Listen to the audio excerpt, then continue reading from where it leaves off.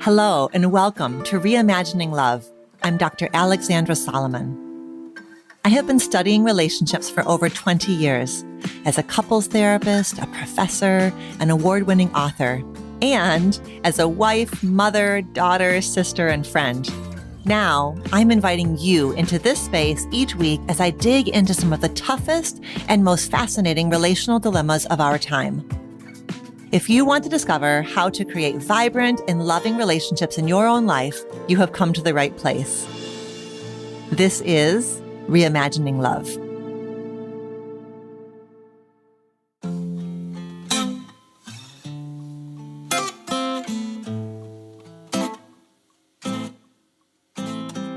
Hi, it's Dr. Alexandra. Today, I'm excited to share my recent interview on the Signal Award-winning podcast, No Small Endeavor. Produced by PRX and Great Feeling Studios, No Small Endeavor explores what it means to live a good life with the help of courageous and impassioned guests like renowned happiness expert Gretchen Rubin, Hidden Brain podcast host Shankar Vedantam, and New York Times bestselling author Malcolm Gladwell. In my episode, host and theologian Lee C. Camp and I discuss insights from my book, Loving Bravely, as well as the secrets to thriving intimacy, mastering the art of apology, and staying truly present with your partner. And of course, I share plenty of practical tools for navigating the inevitable challenges of long-term love. Before we dive into the full episode, be sure to follow No Small Endeavor on your favorite podcast app. Now, here's the episode.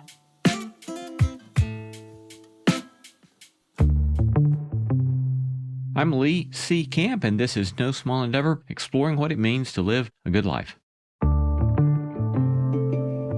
We grow up on a steady diet of romance and romantic ideas. That's Alexandra Solomon, psychologist, author, and an expert on relationships. She's dispelling the myth that love should be easy. And if love is difficult, then that means something's wrong. Today, she does a deep dive into why healthy, intimate relationships are crucial to human flourishing and offers a new lens for understanding our friendships and marriages.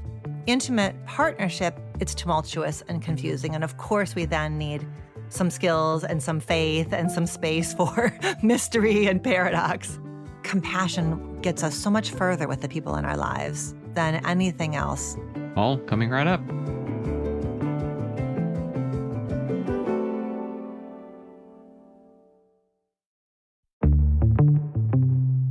I'm Lee C. Camp. This is No Small Endeavor, exploring what it means to live a good life.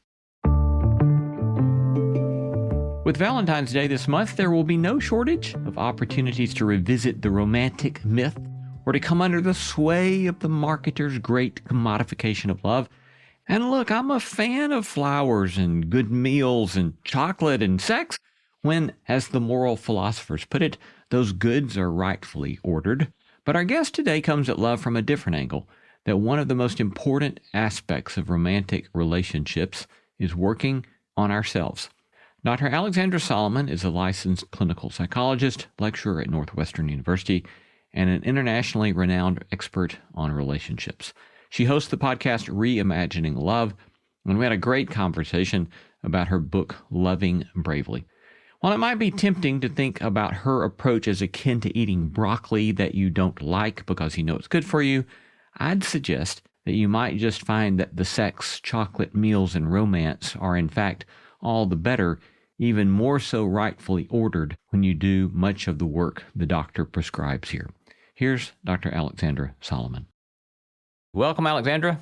Thank you for having me, Lee. Yeah, delighted to have you with us.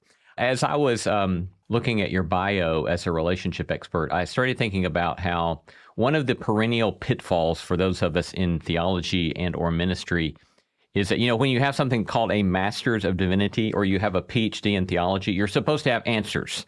And you're also tempted to hide the ways you are so screwed up like everybody else, And so I wonder, man, this must be pretty high pressure in your relationships to be the relationship expert. So how does that work? You know, so my husband, I've been married for 26 years. My husband's name is Todd, and I've had him as a guest on my podcast a couple of times, and we call them the Toddcasts. And the first time he was on the Toddcast, I had gathered, audience questions. And one of the questions was I want to know from Todd, what's it like to be married to a relationship expert? And he goes, the thing you need to know is she puts on her yoga pants one leg at a time. The difference is that when I do all the things that I teach my couples not to do, I have that running commentary in my head of you got to be kidding me. Don't say that. Oh my God, you just said it. You know darn well that's not the thing to say. Well, how do you see the work that you've done and the research that you've done, the teaching, the writing, how do you see that flowing out of your own autobiography? Yeah, I'm the oldest daughter in a blended family system that has known all kinds of struggle over the years. And I think when I was little, I felt really yoked and responsible for the big people's happiness and well-being.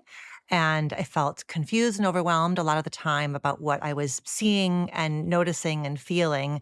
And at the same time, my safe place was my bedroom. So I developed a thing called preventative homework where I would get my homework done. And then I would just, think what else might come up in the day? So I've been always voracious about knowledge and scholarship, both as I think, part of who I am, but also as a coping strategy. And so relationship knowledge, I would listen to Dr. Ruth on Sunday nights with my Walkman under my blankets, what is this whole world? And was a huge fan of Oprah and Phil Donahue and all those shows from the beginning. So then when I got to college, I was wait a minute, you can make a life, of this. And I think a lot. I put my hand, right here on my heart a lot. And I think about how the young version of me, gets to rest now, because now I'm this empowered woman and I have knowledge and I have experience and I can be helpful to people in a way that when I was little, I just couldn't be. So for sure, I have,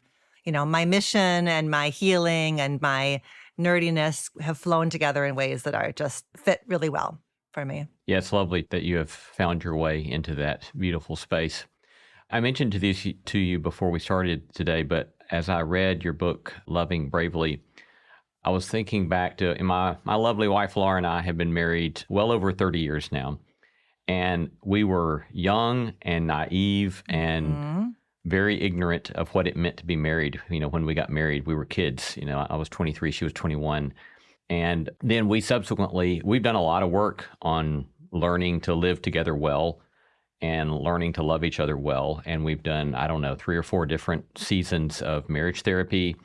And we've read a lot, we've worked a lot, we've learned a lot from the recovery world. And so it's just been very rich. And as I was reading through your book, I thought, oh my goodness, this is like a compendium of the stuff that we spent years learning in therapy. And so it's just a super helpful book. And I really thank you for the book and all that you've shared with folks that makes this so rich to help people get into relationships. Thank you. Loving Bravely came out in 2017, and I've since written 2 other books. And that is, when I first became an author, that was the thing that blew me away, was the number of people who said, where was this book when I was 20, or 25, or when I was first dating, when I was first married. And we don't value relationship and sexuality education, even though we're all alive in a time when the relationship science is rich, abundant. It is couple therapy, relationship science. These are mature scholarly fields. We know the stuff that makes a thriving, intimate partnership, yet we don't teach it to young people. It's why I love teaching at Northwestern, the undergraduate marriage class that I teach there, which is really basically a journey into themselves and helping them know themselves more deeply. But you're right. So many of us kind of fumble through and flame out and learn lots of stuff the hard way. And I think even if somebody did have a really robust relationship and sexuality education at 19, 20, 21, you still don't know how to be a married 35-year-old or a married 55-year-old. So we do have to be these forever students, I think, of ourselves, of our partner, of relationships. So yeah, to me, it's a lifelong journey, I'm sure for you, even though you've been at it for decades, but you don't know Laura in this moment of her life. You've got to get to know her at this moment. Yeah, that lovely idea of continued curiosity about who your partner is becoming, I think, has been very helpful to me. You said that early on in the book, you say, quote, "We assume that people ought to just know how to do love, and that's a huge problem." And then you ask, why didn't I put the same due diligence into learning how to do love as I did into learning how to drive, which I thought super helpful, but unpack that a little bit for us. Yeah.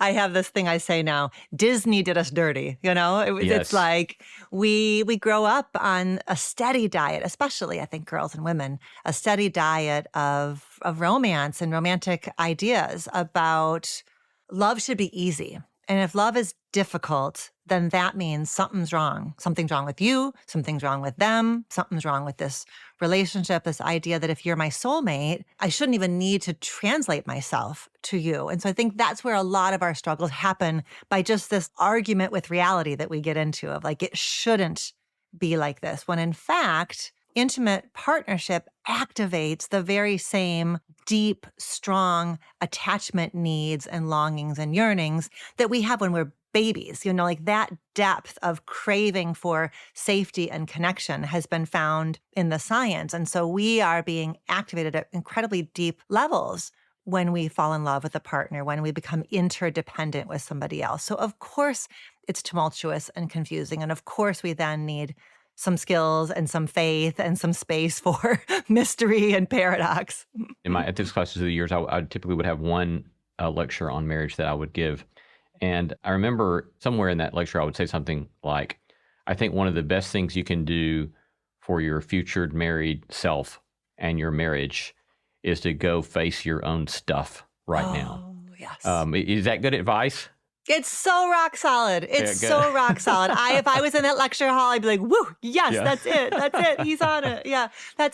Beautiful. Yeah. Mm-hmm. You use this term relational self-awareness a great deal. So can you define that for us and tell us how that functions in your work?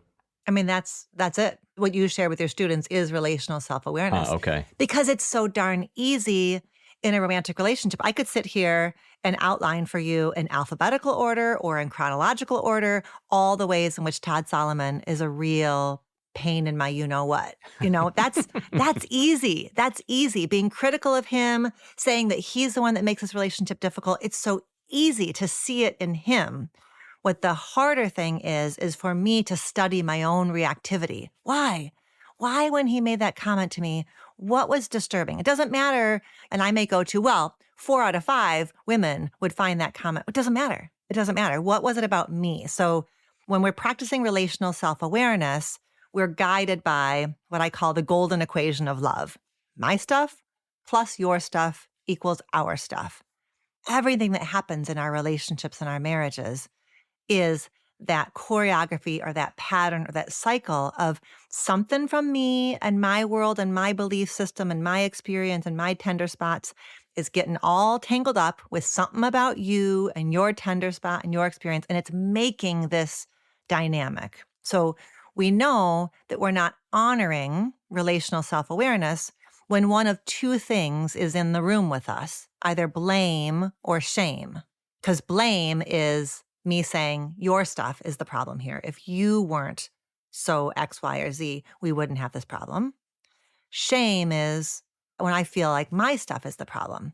My family of origin stuff. It's my ambition. That's what the problem is here. No, it's my stuff plus your stuff that's equaling our stuff. Yeah, that's super helpful. Another person I thought of as I was reading through your work is the therapist David Schnarch, who's written a lot of fascinating stuff from my perspective, and a former therapist of mine and now friend of mine introduced me to him. And I always liked the way, I didn't like it, but I found it helpful when I accepted it. He talks about how what a lot of people call marriage problems is marriage, and that it's the crucible of those challenges and it's the crucible of those difficult times that become the most important moments for our growth as human beings. I think that just revolutionized the way I thought about marriage and the way I thought about my difficulties in marriage. But I saw at least a analog to that in your insistence or encouragement to see marriage and long-term committed relationships as a classroom of love, where this is where you can really learn to love, right? Right. Yeah. Gosh, I have so much appreciation for David Schnarch's book. And if that name is new to any listeners, I really encourage you to dig into his material. He was just made incredible contributions, I think, to our field. And what I always have loved about the idea of a crucible is this idea of transformation, like that you are being changed by this experience, almost like worked by the process of loving somebody. And I think there's something that's so, I think, hopeful about that and something really humbling about that. Yeah. I rely on it a lot when I'm talking to people who are dating, because oftentimes, especially today's younger people, are going to live through 3, 4, 5 love stories, that they're not going to get married at the young ages that you and I were when we got married. They're going to have these multiple experiences. And so I tell them, like, love doesn't leave you where it finds you. And so to let yourself be changed by it and to have some grace with yourself for that. One of my colleagues at Northwestern, Eli Finkel, did some research. There is an idea in psychology called self-concept clarity, which is like, how well do I feel like I know myself? And he did a study where he took a sample of people and looked at them across time, knowing that over the course of the study, some of them would go through a breakup. And what he found, sure enough, was that when people were going through a breakup, their self-concept clarity tanked. It was like they didn't know who they were anymore. And when I read that, I was like, okay, that's it. That fits so well with my sense that relationships change us. And certainly a divorce or a breakup is one of those, who am I? Where am I? So I think we have to have that depth of appreciation for how relational we are as people, like a relational self, that I'm not just this self-contained Alexandra. I am changing and changed by my relationships, which I imagine there's probably an intersection there with your faith practices too, right? Yeah. So I'd love to dig into the different parts of loving bravely. And in this first 2 parts, you talk a lot about self-reflection and self-awareness. And I was reminded a few years ago, we had the psychiatrist Kurt Thompson on our show. And he at one point said something like 80% of the time when you're arguing with your spouse, you're actually arguing with your mother or your father, And you seem at least to be pointing in a similar direction. That is that we at least need to be aware of the ways in which our early formation of ourself, we bring that into our marriage. So talk to us some about that. Yeah. I call that ghost busting. That I feel like a lot of what I do, in a couple therapy session, it's like going slowly enough that we're aware of the ghosts in the room, and that so I think, okay, so what would I want a listener of yours to know, which is that when we go from calm, open-hearted, what I believe to be our natural state of being, kind of just in the flow, to tense, guarded, reactive, activated, when that process happens, that's a moment for us to look at what's being stirred up. And certainly there are lots of times where it's just our partner is annoying. They left the dish in the sink again, or they didn't call and they said they were going to call. But there are times when the size of our reaction feels bigger than the present moment. I think that's one of our clues that this moment is being supercharged by something that has to do with our past. It's like our partner has accidentally tripped this wire that is not just the pain of them leaving the dish in the sink, but it activates a really old wound around feeling like my voice doesn't matter, or I'm not taken into consideration, or I'm not safe here, something that is older and bigger. How do you go about unearthing those ghosts or unearthing those old patterns that we learned when we were young? If we notice, say, there's this too large or seemingly disproportionate reaction to an episode, how do we then kind of dig beneath that and say, oh, well, that may be X, Y, or Z from my childhood? I think a lot of it comes from understanding who you were in your family system growing up. Looking at your family system as, I call it your original love classroom, because that was the first place that you learned about love. And I want people to think about 2 different facets: observation and expectation. So observation is, what did you observe? How did the big people talk to each other? Who were women supposed to be in the family? Who were men supposed to be? How was disappointment handled? How was repair handled? What did you observe, right? You had a front row seat. Even if your parents weren't married, even if you grew up in a home with a single parent, you watched that single parent navigate relationships with their parents, with their siblings, with their friends. What did you learn by observing? Because when we're little, we're sponges and we're taking in all these messages about what you're allowed to ask for, how you ask for things, how you handle anger, et cetera, et cetera. So reflecting on those observations you made. And then the second one was the expectations. Who did you have to be in your family? A family is a system. And one of the qualities of a system, whether it's like a pond, like an ecosystem, or a business team or a family, one of the properties of a system is a system seeks homeostasis. A system seeks stability and balance. And so oftentimes, family systems do that by casting kids into roles. And when we're little, we become who our parents need us to be. There's a wonderful teacher in my field, Gabor Mate, who wrote a book called The Myth of Normal, and he's written other books. And he says, when we're little, we trade authenticity for belonging. We had to become who our families needed us to be. I have actually on my website a family of origin roles quiz. I've kind of broken down the roles that we play in our family into 6 different roles. And on my podcast now, we're digging into all these different roles and looking at what is the wound that emerges when you had to be the perfect one, when you had to be the easy one, when you had to be the peacemaker. What's the wound you were left with? And what's the gift you were left with? It's both of those. So those are some of the avenues to understanding how the past shows up today. It's not an excuse. It's not about throwing your parents under the bus. It's not about blaming, but it certainly is about contextualizing ourselves and our partners so that we're less confusing to each other.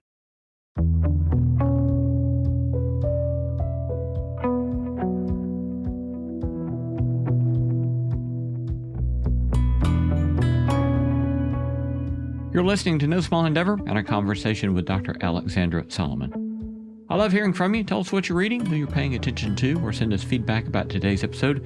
You can reach me at lee@nosmallendeavor.com. You can get show notes for this episode in your podcast app or wherever you listen. These notes include links to resources mentioned in the episode, as well as a PDF of my complete interview notes and a full transcript.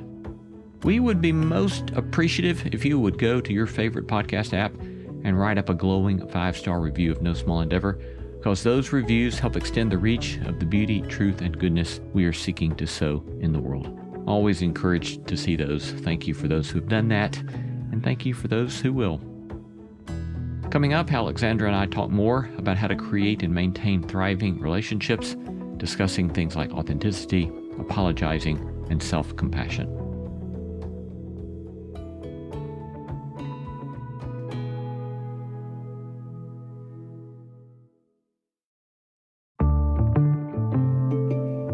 I'm still ruminating on that quote from your colleague. When we're young, we trade authenticity for belonging. Isn't that, that just like, I still feel the little shivers on my neck when you say it back to me. Yeah, it's a remarkable challenge then. I think at least 2 potential implications of that is, one, as I grow into my own marriage, I want to try to find a way to find my own authenticity and facilitate belonging, and to allow my children to be authentic.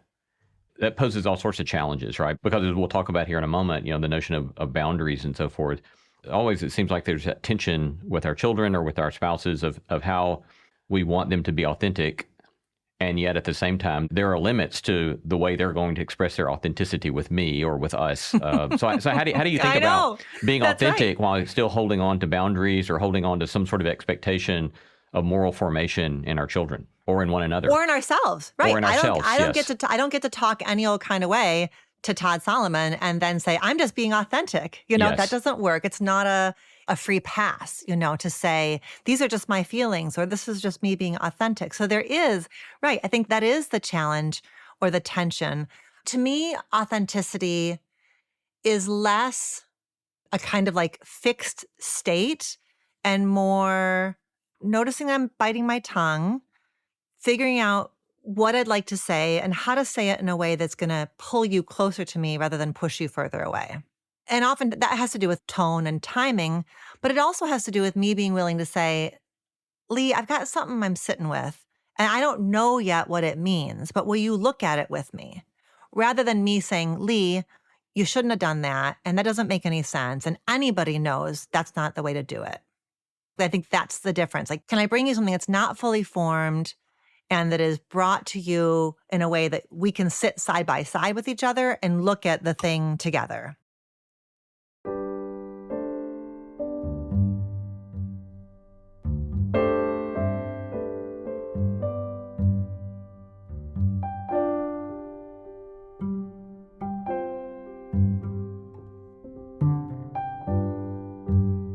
Another quote from your book that came to mind a moment ago when you were talking is, you had this great line about, say what you mean what you say, but don't say it mean. I've never heard that last part, don't say it mean. So where'd that come from? Oh, yeah. This is a really cool therapist that I met along the way who was really helpful to me and to my family. And it was something that she had picked up along the way. Somebody had said it to her, right? Say what you mean and mean what you say, but don't say it in a mean way. It was really a nice reminder about that alignment between what's happening inside of you and what you say out loud, but really trying to be mindful that compassion gets us so much further with the people in our lives than anything else does. I mean, shame, we can shame, we can invoke shame in other people and they will change their behavior. Shame's a behavior changer, but it happens more beautifully and more gently and more gracefully when done with love. So I really liked that. But that oftentimes means I feel like I spend a lot of time with my couples in therapy, coaching them around pausing conversations. I think that especially like in our Western US go, go, go culture, this idea that you just got to deal with stuff head on and talk it through and dig through it. I think there are times when couples go on too long. The conversation goes on too long. It gets like cyclical and redundant and people end up being more polarized. So I'm a big fan of dosing, micro-dosing conversation and pressing pause when we get activated and stepping away, coming back, especially big ones and tangly ones and ones that don't have easy, obvious answers. I think that we do better to pause, reflect, come back, try again. I think there's something really loving about that. Yeah. I mean, it also seems that in so much of this, it's depending on where one is, of what direction one needs to lean, right? So I'm thinking about how in one of our seasons of marriage therapy, we were working with the therapist on the fact that I came into our marriage highly conflict averse. For me, love meant being nice, always nice and not arguing. And so I would laugh and say, I've never had a strong feeling about something that I haven't ruminated on for 2 weeks, and then I might say something. Whereas my wife, on the other hand, never had a feeling that she didn't voice immediately. And so after doing a lot of therapy 15 years ago or so, I had to lean into speaking up, even when I might err on the side of being an ass. And she had to err on the side of not speaking, even when that was so counterintuitive to her, because that allowed us to move a bit closer together. But I don't know, commentary on that? Oh, it's so good. It's so good. I think I'm like thinking of so many different couples in my mind and friends of mine and my own relationship. Yeah. My husband says to me at times, he's more similar to you. He'll say to me, like, there are things that you say to me that I would never in a million years say to you. Even though we also multiple times, yeah. Oh, yeah. Even though we've had seasons of couple therapy as well, and I think have made progress. And I think there's a way in which the two of you are a power couple. You hold the value of discernment for the marriage. You're carrying the torch for like less is more, mindfulness, intentionality. And your wife is carrying the torch for, whatever, realness, for emotionality, for like vibrance, for fearlessness, perhaps. There's tremendous value in both of those, but it's like, because you are different in that way, it's easy to feel confused. It's easy to feel beleaguered. It's easy to feel imbalanced, for sure. But so many of those in my field, they're called dialectics, these kind of like both ands where two things are true at once. For you guys, that there's a value on temperance and there's a value on expression. Those are both values.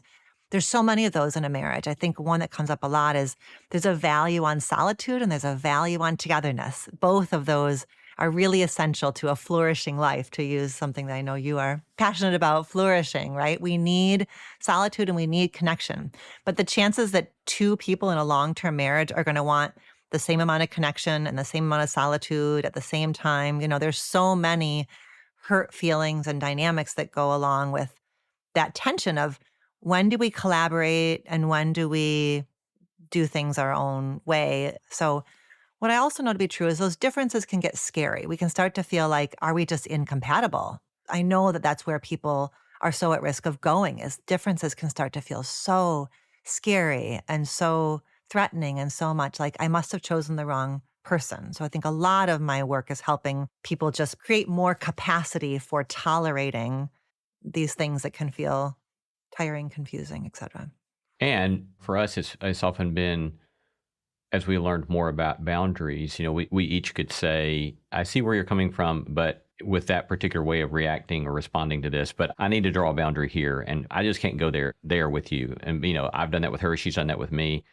Even last night in a conversation with one of our sons, she said, I need you to speak up more about this situation, and I need some validation about my own experience in this. So we've learned better about how to encourage one another in our respective default modes to lean into what's more constructive for the family system. But it's, again, it's been only through decades of work on this that we've been able to make progress on that. Right. And by the way, the two of you have never been the parents of 3 relatively young adult sons. So Right. you're learning on the job also of how do you, and that, my gosh, that we've got young adults a little bit younger than yours.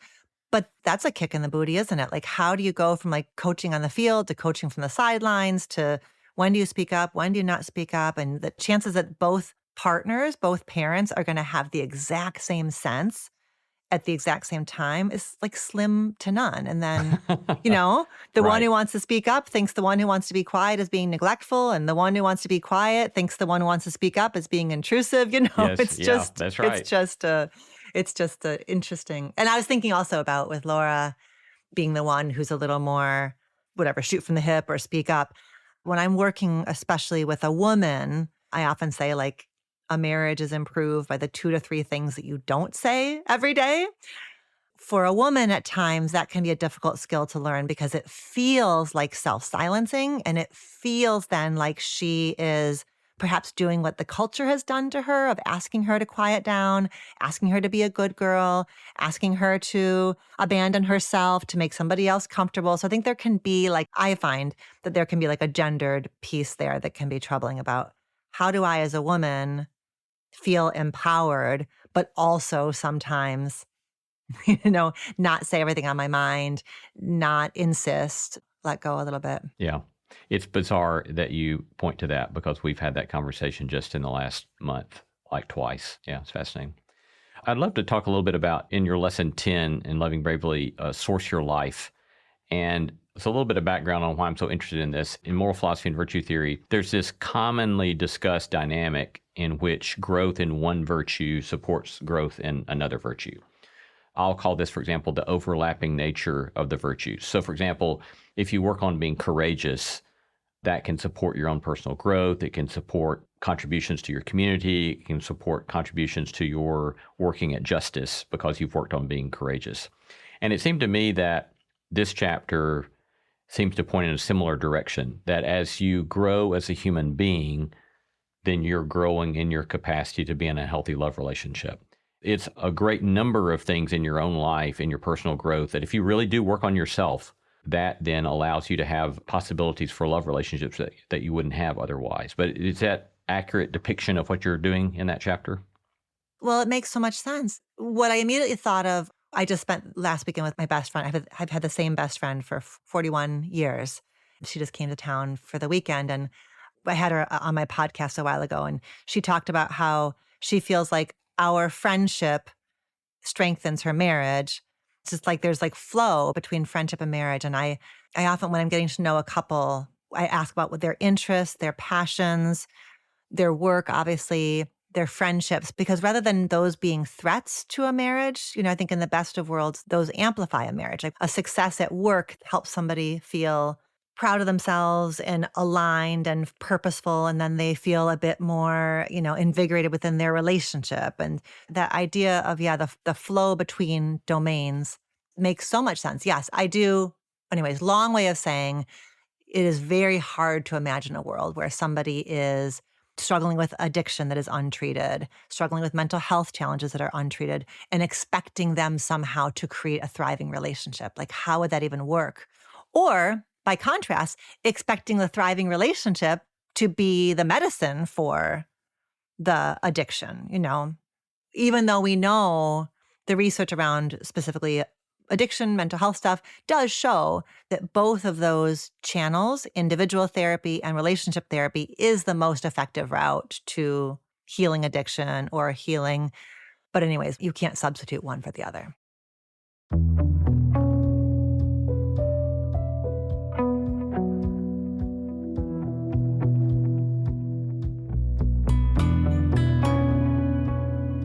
We're going to take a short break, but coming right up, how to apologize well and the goods of self-compassion.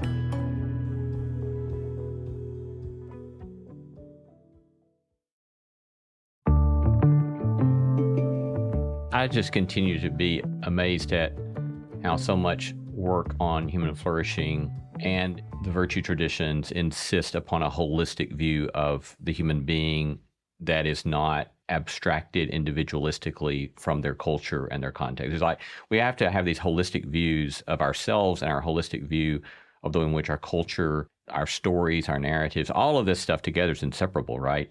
Mm-hmm. And if we refuse to attend to any one segment, then we're kind of setting ourselves up for some sort of pain in some way, some sort of inhibition to our flourishing. And the more we can kind of take that holistic account, the better. Which I had never heard of this healthy mind platter that you introduced there in that chapter, where they point to their names, what are Siegel and Rock? Yeah, Dan Siegel.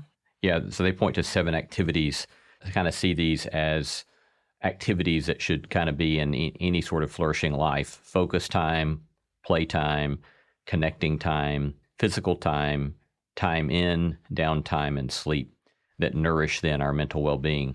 And I found that very helpful, kind of to think of those as sort of the macronutrients of our lives. And that, again, thinking about how all of that will contribute to flourishing in our love relationships, and the absence of that will contribute to some difficulties in that. Right. And I think we need to be careful to not be perfectionistic, like, oh my gosh, I didn't have my connecting time today and therefore it's all ruined. I think sometimes we can almost like overcorrect and then get really hard on ourselves if we aren't doing everything equally well at all times. But just keeping that big picture idea that these are all, that, to your point, that a good life or a thriving life is one that's got these different elements. Yeah, we can't be giving everything to our careers and expecting there's a price to be paid when we get skewed too much in one direction, for sure. Mm-hmm. Part 3 of your book is on self-expression, kind of helping us think through how personal emotional awareness and communication habits impact our relationships. And one of those lessons there that you point to is learning to be present in our body as a key practice. So tell us more about that. That's actually my word for 2025 for myself, is embodiment, being more in my body. I think as somebody I'm really comfortable in my head, Yeah, and really comfortable in my heart.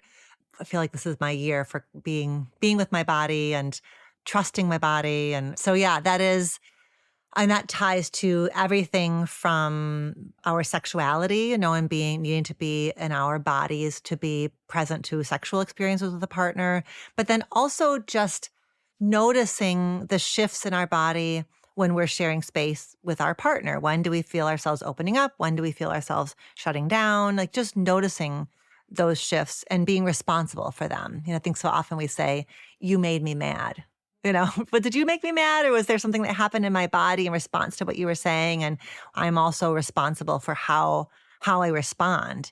You made a comment and my body shifted, but that's not justification for responding any old kind of way. There's still responsibility and accountability then for how I respond back to you. Yeah, again, this is another one of those things that I've learned along the way. And I think that 2 anecdotes from my own life experience in this regard. One, I remember 25 years ago, I was really worked up about something. Don't have the foggiest idea what it was, but I called a mentor of mine and told him whatever it was, and he could tell I was really upset. And he said, well, the first thing I would suggest to you is to breathe. And I thought, what? That's what you've got for me? But now I've remembered that for 20 plus years because I realized, oh yeah, I'm not breathing. Yeah. And I have zero awareness of what's going on in my body, and breathing at that moment allowed me to pay attention to my body. And by paying attention to my body, it allowed me to take a beat and to slow down, right? And then another thing I learned somewhere along the way in therapy was that at one point, one of the therapists, we were in a very tense situation, and the therapist pointed out how I kind of I don't even know the word for it, but I kind of closed my body off in the face of conflict. And she pointed that out to me. And again, it was like, I've never realized that, right? And so I think learning to pay attention to my body, I've learned a lot of things about what's going on with me that otherwise I never would be aware of unless I choose to start paying more attention to my body. And then that helps me it gives me more information and data about choices and responses that I can make rather than simply reacting. Oof. I was doing an episode for my podcast is a blend of conversations with guests and then also these like solo episodes where I just talk through a topic. And I did an episode on when shame blocks repair, that when there's a rift between ourselves and our partner, there's a tension between guilt and shame. Guilt, if I do something that hurts Todd's feelings, it is adaptive for me to feel guilty, right? Because guilt is an energizing emotion. It will motivate me to apologize, to be curious, to make repair. Shame is a hall of mirrors. Shame is me just believing that I am bad. Guilt is I did something bad.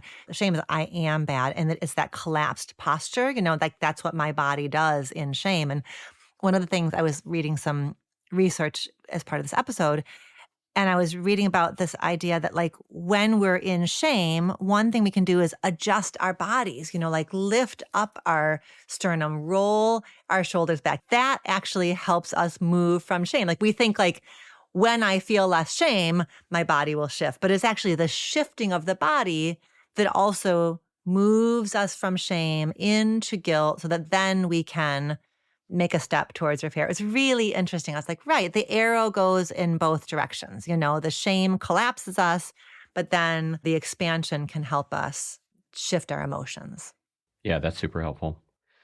On self-expansion, part 4 of your book, a couple of things as we get closer to the end of our time together. On apologizing, key elements of an apology. I think one place I want to start with the conversation about apologies is, why in the heck is it so hard to apologize? Oh my gosh. I know. I was like, do I have to write this chapter? Because it's taken me a lot of years to get better at my apologies. I had to learn from my husband that you don't even get partial credit, if you roll your eyes and jut out your hip and say, I'm sorry. Like you don't even get partial credit for that stuff. So yeah, it's brutal. It's brutal. Is there any kind of psychological theory behind why it's so hard to apologize? I think it's different things for different people. I know for me, it's because it's taken me a long time to learn the difference between guilt and shame.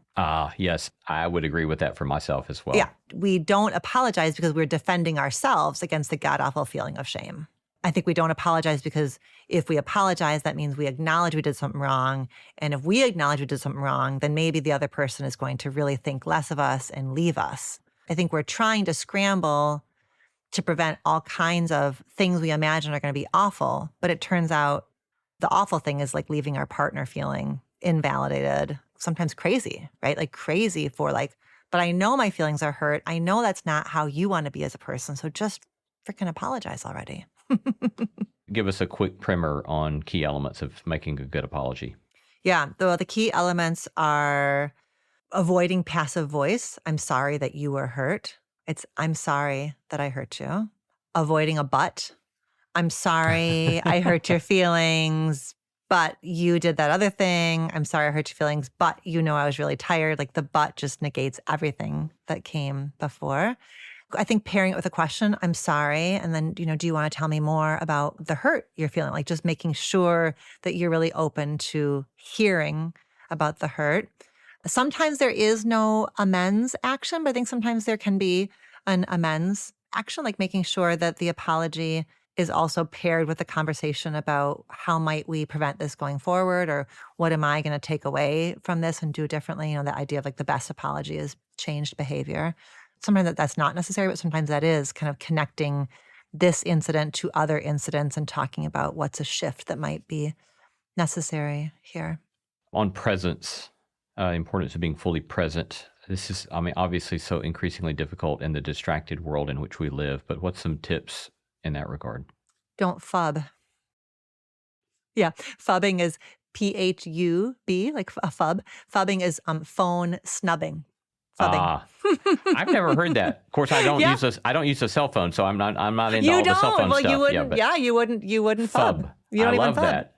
Now I can tell people, stop fubbing me. Fubbing me, right? The tricky thing is that when I have my phone in my hand, I'm really sure that I can listen as well. I can like scroll and listen to my husband, but I can't, right? The research shows I can't. But inside of me, like phenomenologically, I feel like I can. But by contrast, when he's looking at his phone, I feel disconnected. I feel offended. I feel devalued. I'm really sure he can't listen to me as well as if he had his phone down. So I think that couples and actually families as well need to decide, is it phone time or is it conversation time? Because we really truly can't do both at once. And we now have plenty of science that backs that up. So to your point, presence is harder than ever, likely more important than ever, and totally doable. We are humans. We are wired for presence, but we have to get the phones even just like out of our hands, even a phone flipped over on a table compromises the quality of conversation, it has been found. Yeah, I know. I feel like even the phone turned upside down, as you said, at a table, it's still a third presence, right? Totally. Because it could go off any Right. moment. And we're all waiting to see if it's going to go off or not. And then to see what the other person's going to do if it does go off, Right. Or I'm just aware of it. I'm aware that there's something I could be doing. There's a whole bunch of things happening inside that tiny rectangle that I could be, looking at. So, So self-compassion, we've had Kristen Neff as well on our show, and I saw that you engage her work. And you connect self-advocacy and self-compassion, which I find interesting. So talk to us about that just a little bit. Yeah. Well, you've worked with Kristen, you know how vital self-compassion is. And I think it's not about letting ourselves off the hook. It's not about making excuses. It is treating ourselves lovingly so that we can ask for what we need, so that we can be agents of our relationships. And boy, it's really hard. I know the days when I struggle with my own self-compassion, I am much more likely to interpret my husband's neutral comments as criticisms. Something that is truly neutral will land to me as critical because it feels like he's doing to me what I've been doing to me. So my own self-compassion practices are really helpful to our relationship. Yeah. And again, I think that relates to the way a lot of times theologically in the Christian tradition, the strong emphasis upon service to another person and that love is service to another person. But overlooking, that Jesus talks about the two great commandments, love of God and love your neighbor as you love yourself. And it's that learning to love ourselves well, I think we can overlook, right? If I don't know how to love myself well, I'm not very good at loving other people. And I think that's one of the things you're pointing us to here. Yep. That's great. Yeah. That's great. Last question that you kind of close us out with maybe some encouragement with regard to perseverance and resilience. If somebody's listening and they think, that's just too much stuff to do. I can't even begin to make my way into these practices. What kind of closing encouragement would you give us to lean in and keep working at it? Well, first, self-compassion. I would imagine if somebody has had like some light bulb moments, even listening to this conversation, can you hold those as insights and invitations rather than taking them and beating yourself up for all the times you didn't know what you're starting to know now? So that would be one thing, is to really like eyes on the horizon rather than looking in the rearview mirror, and to know that you get to begin anew again and again, and that we have to, right? I think you and I have been really open in this conversation about our years of self-work and relationship work, and still our screw-ups and our foot in our mouth. And so that's why the pieces about apology and forgiveness are really essential. I think also to hold on to how much courage there is in looking at the impact of the past, your own pain, the things that you didn't get when you were little that you really needed. Doesn't matter if you're 30 or 50 or 70 and reflecting on that stuff. It matters, and it's incredibly liberating to look at your story and what you've lived through and figure out what you want and need now in this moment. Been talking to Dr. Alexandra Solomon, host of the podcast Reimagining Love, and today discussing her book, Loving Bravely. Alexandra, thanks so much. This has been a great conversation, and I've thoroughly enjoyed it. I have as well, Lee. Thank you so much. You're a wonderful conversation partner. Thank you.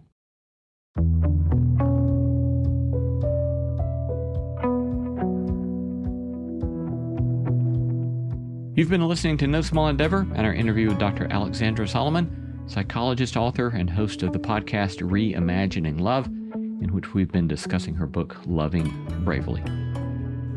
We gratefully acknowledge the support of Lilly Endowment Incorporated, a private philanthropic foundation supporting the causes of community development, education, and religion.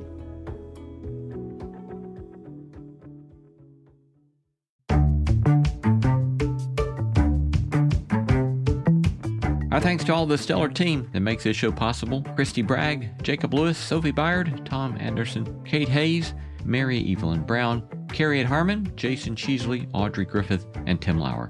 Thanks for listening, and let's keep exploring what it means to live a good life together. No Small Endeavor is a production of PRX, Tokens Media LLC, and Great Feeling Studios.